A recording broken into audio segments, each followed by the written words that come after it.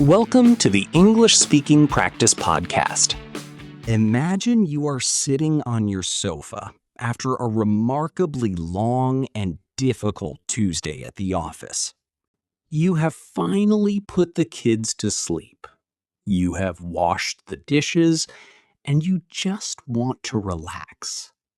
You turn on the television and find a fantastic English movie. You are following the plot perfectly. You feel proud of yourself because you understand the complicated vocabulary and the advanced grammar the characters are using. But then the main character turns to his friend and mumbles a tiny 3-letter word in the middle of a sentence, and suddenly the entire scene makes absolutely zero sense to you. You sit up. You rewind the video. You turn on the subtitles just to be sure. And there it is on the screen. The word get. You let out a heavy sigh and feel your confidence completely disappear. Why does a word so incredibly small have the power to completely destroy your understanding of the language? You start wondering if you will ever actually speak like a native, or if your brain is simply too tired to learn anymore. Hello, everyone, and welcome back to our podcast. I am Anna, and I am sitting here with Mark. Today, we are talking about that exact feeling of frustration. We want to help you take the fear out of everyday English. We are looking at the messy, real, flexible language that native speakers actually use when they are living their daily lives.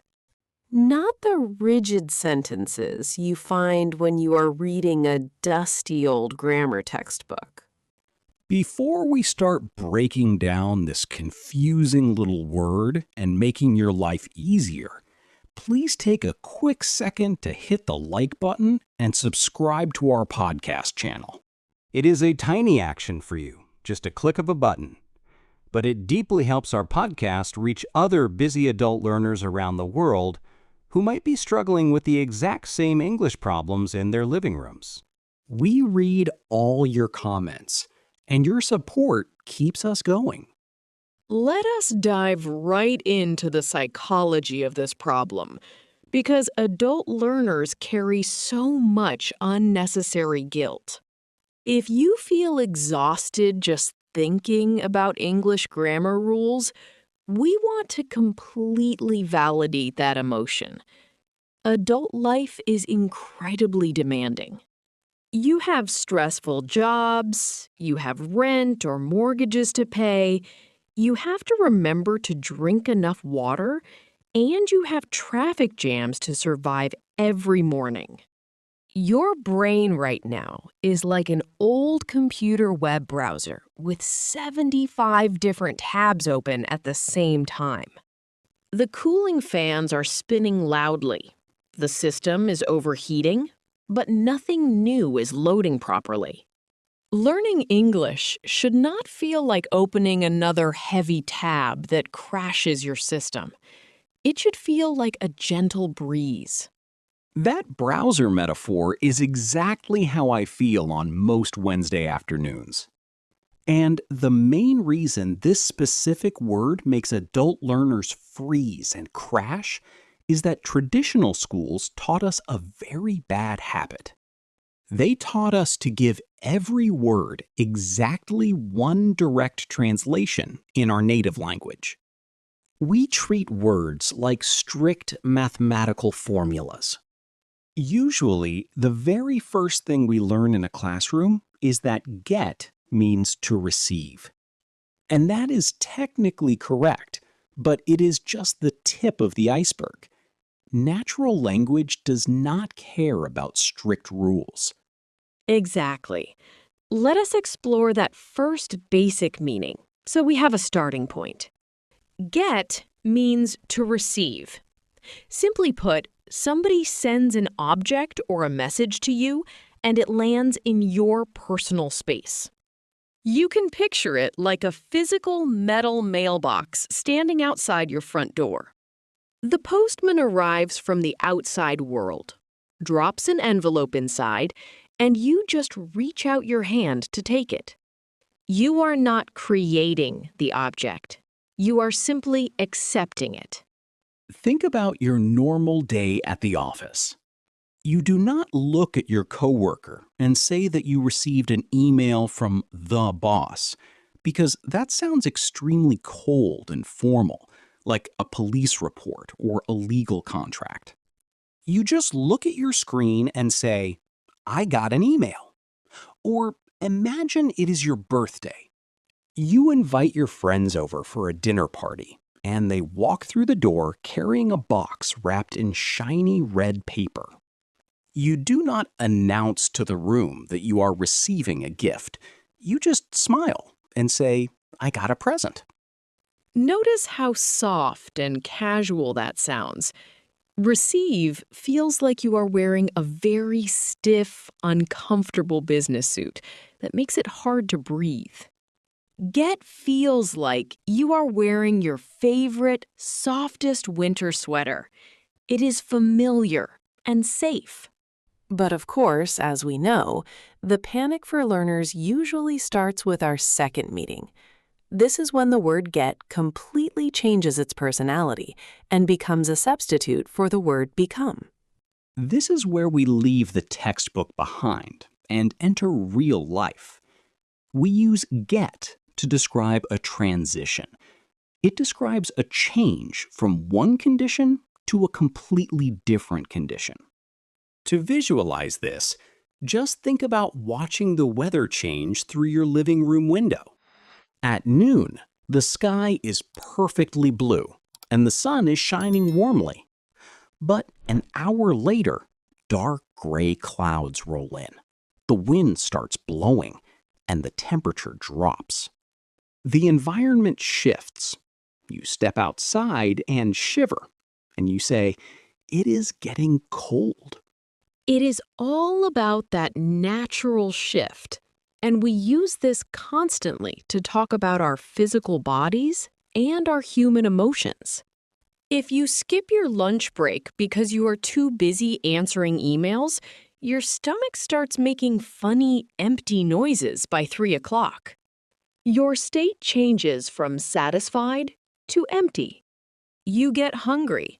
And if you work for 9 hours staring at a bright computer screen, your energy slowly drains away like a battery.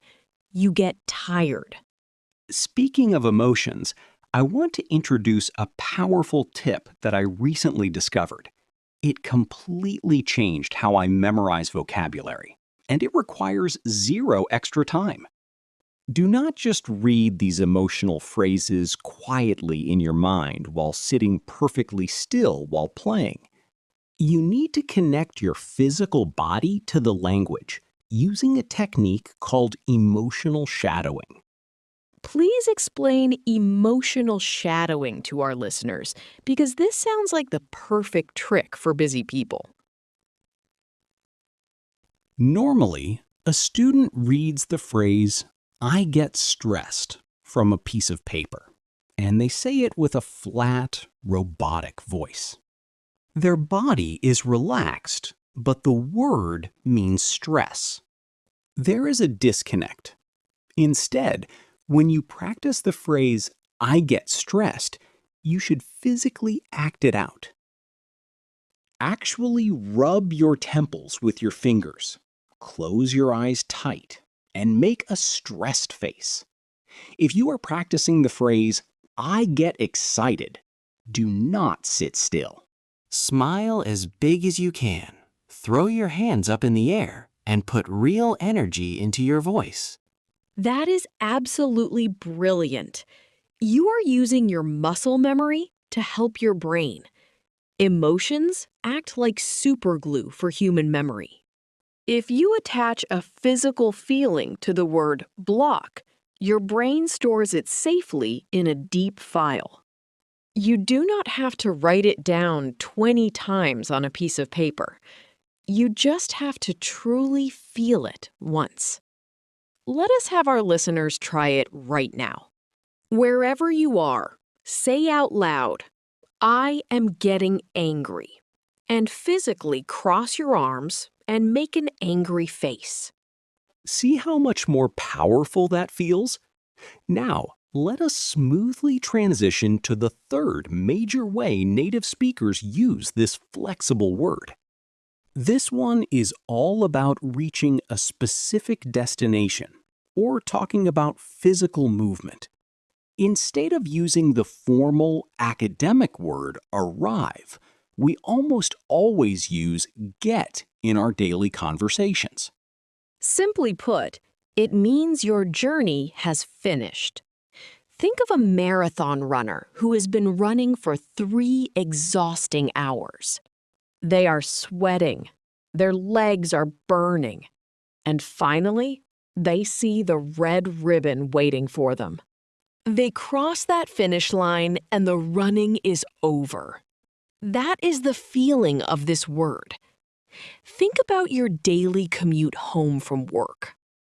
You survive the crowded subway. You walk 2 blocks in the rain. You put your metal key in the door, and you step inside your quiet hallway. You get home. Think about how you talk to your family when traveling. If you are driving across the country to visit your parents for a holiday, your mother will probably call you before you leave. She will not ask you to telephone her upon your safe arrival at the residence. Nobody speaks like that unless they are writing a historical novel. She will just say, "Call me when you get there." Or if you are running late for a morning meeting because of traffic, you text your manager and say, "I will get to work in 10 minutes." That sounds so human and natural. Now, moving forward, another massive category for this word involves our everyday chores and shopping. Get is the ultimate casual substitute for the verbs buy or obtain. It represents an exchange of value. You give your money or your effort, and you take the object back with you. It is exactly like pushing a metal cart through a supermarket and dropping items into the basket. Imagine it is Saturday morning. You open your refrigerator and it is completely empty, except for half a lemon and an old jar of mustard. You cannot make breakfast with that. You need to go to the store and fill your kitchen.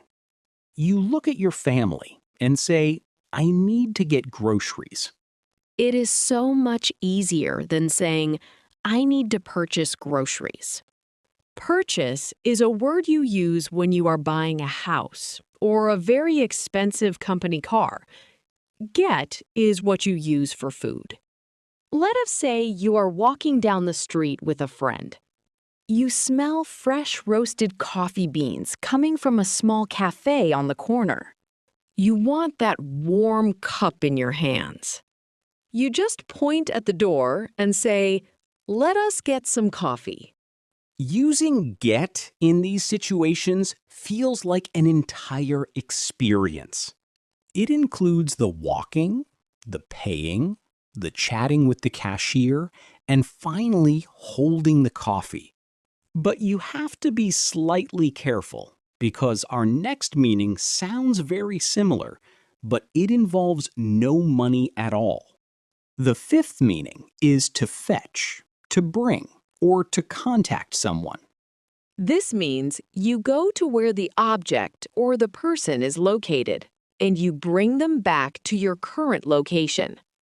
You can visualize it like throwing a wooden boomerang in a park.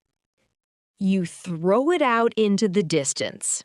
It spins around, and it returns right back to your hand with what you needed. We use this constantly inside the house. Imagine you are already sitting comfortably on the sofa. You have a blanket over your legs, and you are ready to watch a movie. But you realize your mobile phone is charging on the kitchen counter in the other room. You do not want to stand up. You look at your partner with sweet eyes and ask, "Can you get my phone?" You are just asking them to walk to the kitchen, pick up the device, and bring it to your hand. Or imagine a more serious situation. You are at a restaurant and someone suddenly falls down and hurts their leg. People are panicking. You might shout loudly across the room, "Get a doctor!" You are not asking anyone to buy a medical professional. You are instructing them to go find a doctor and bring them back to the emergency. This naturally brings up a crucial piece of methodology that we need to share. Anna, we talked earlier about how schools teach words individually. Why is that such a dangerous trap for adult learners? It is dangerous because trying to memorize this word completely alone is like trying to understand how a complicated car engine works by staring at a single steering wheel. It simply does not make sense out of context. You must learn language in chunks, which are natural combinations of words. Think of it like making a sandwich. You do not just eat a dry piece of bread by itself. You eat the bread together with the fresh tomatoes, the crisp lettuce, and the cheese. You have to swallow the whole sandwich to get the flavor. That is a wonderful analogy. When you memorize a phrase like "get my phone" or "get to work," you are storing one solid block of sound in your brain. You do not think about the individual grammar rules of those three words. You just know that the whole block means a specific action. When you learn in whole chunks, your brain finally stops trying to translate word by word, which is what causes you to freeze in conversations. This chunking strategy becomes your absolute best weapon when we face what most learners consider the scariest part of the English language. I am talking about phrasal verbs. They sound terrifying, but they are just small direction signs. Let us simplify transportation right now so you never have to be afraid of it again. We divide transport into two simple visual categories. First, we have small enclosed vehicles like personal cars or city taxis. To enter these, you have to physically lower your head, bend your knees, and fold your body to fit inside the space. It is like crawling into a small cardboard box.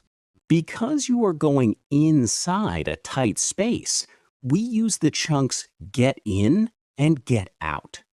Imagine it is raining heavily. A taxi pulls up to the curb. You quickly open the door and fold yourself inside to stay dry. You get in the car. And when the taxi reaches your office building, you push the door open, unfold your body, and stand up on the wet street. You get out of the car. But what if the vehicle is large and public, like a city bus, a subway train, or an airplane? You do not have to fold your body in half to enter these. You step onto them. It is exactly like walking up the stairs onto a wooden theater stage. You stand tall and walk down the aisle. Because it is a platform, we use the chunks "get on" and "get off." Think about your morning routine.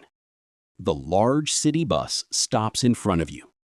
The glass doors slide open. You climb the 2 steps and scan your ticket. You get on the bus. And when you hear your stop announced over the speaker, you walk to the back doors and step down onto the pavement. You get off the bus. Now, what happens if you panic and use the wrong one?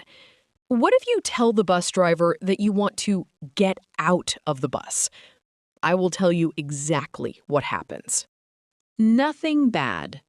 The driver will not laugh at you. The police will not arrest you. The driver will simply open the door and let you leave. Perfect grammar is an absolute myth. Connecting with people and sharing your thoughts is what actually matters in the real world. Let us talk about our final meaning for today, which is deeply connected to everything we have just been explaining. This action happens entirely inside your brain. Get is the most common way to say that you understand something. I love the feeling of this chunk. It is the feeling of sudden mental clarity.